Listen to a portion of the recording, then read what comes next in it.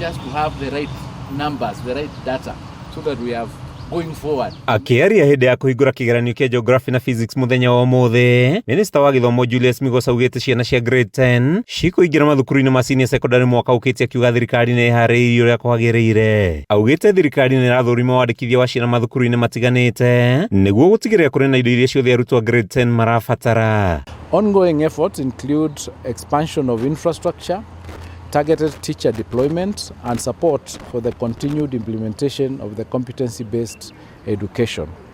As the KCSE cycle concludes, preparations are now underway for the marking and the processing of results.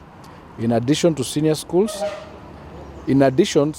should be ready to receive their first cohort of grade 10 learners by the 12th of January 2026.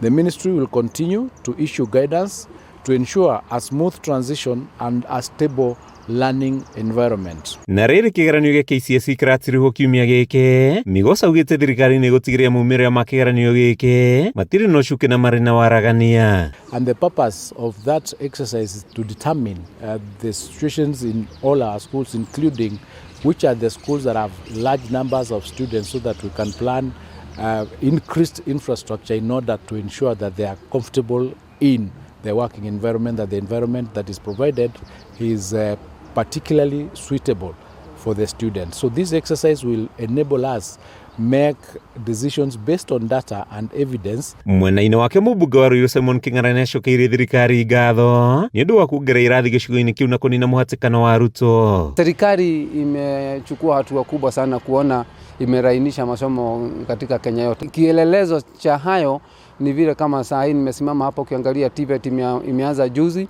Handũ-inĩ ha Kameme TV, njĩtagwo Mathiũ Ndung'u wa Mbũgua.